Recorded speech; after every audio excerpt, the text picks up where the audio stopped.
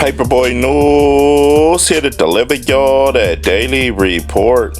Now China Mac just dropped some content, and even though him and Crib Mac had their little fallout before Crib Mac got locked up, they reconnected, and he said that he's been keeping in touch with Crib Mac's mom, and according to Crib Mac's mom, Crib Mac should be out by next year in January. Now China Mac was asked, how do you feel about all of these so-called gangsters going on all these podcasts and overly yapping? Now China Mac said as far as Luce goes, he's a failed rapper and a producer, and the first time he heard of him was when he hit up Crib Mac and he was with him to tell him if he wanted to play a role in one of his movies. Now as far as actually physically seeing Luce Cannon on the internet, China Mac said the first time he seen Luce Cannon was when he was on No Jumper, basically dry snitching on Big U. I heard of him when he went on No Jumper and said what he said about Nipsey Hussle, and he just made these brash statements like, oh, Nipsey Hussle called me and told me this and told me that, and about Big U, and basically like all that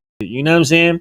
And then that's when the world heard of Luce Cannon. That's when everybody learned to him, you know what I'm saying?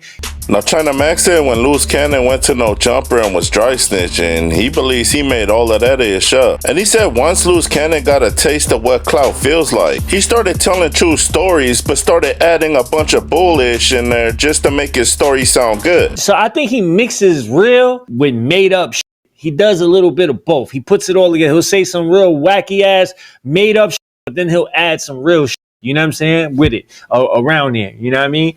Now China Mac said once Luce Cannon came to the realization that he's a failed rapper and his reality shows was pure garbage, he figured his last opportunity at fame was to go up to No Jumper and tell a bunch of lies in hopes of going viral. Now China Mac said Luce Cannon ain't the only one that fell victim to No Jumper, Bricc Baby did as well. Now China Mac said he ain't part of the LA gang culture, but he said I know for a fact that there's certain things that you can or can't talk about on the internet. But he said Bricc Baby was so blinded by having the opportunity to work at No Jumper, which is a big platform, and getting paid just to talk. Bricc Baby forgot that the whole time he was running his mouth at No Jumper, he was on camera, which means everything you say and do can be used against you in court if they put a case on them, and it's obvious that they put a case on them. And China Mac said with all that being said, all that issue said on No Jumper, as well as all of those Cam Capone interviews, the prosecutors taking all of that evidence to basically paint a picture of you, and using all of those audio that you've been saying on No Jumper as proof to back what they saying up. Now China Mac said they should have a tutorial for every gangster before they go on any platform on social media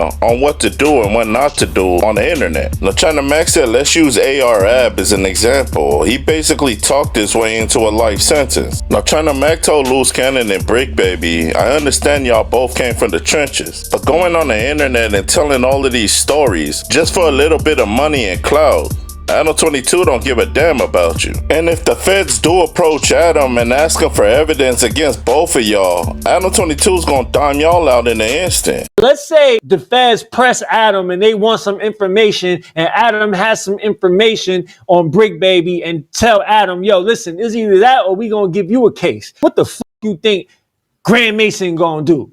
Now China Mac said at the end of the day, it's not Anna 22's fault, but at the same time, they are promoting this ish. And he said even though Bricc Baby always says it's the brick, not the trick, he'll do anything for money. And he said, example, me and Bricc Baby was cool once upon a time, but all due to my beef that I had with Adam, he turned his back on me. With money, he can be tricked with money, fame, and opportunity. He'll trade friendships for that. He'll call somebody a brother, and if you know, there's an opportunity and he has to throw his brother, his homie, or somebody that he knows that he called his friend under the bus, he gonna do that because he did that to me.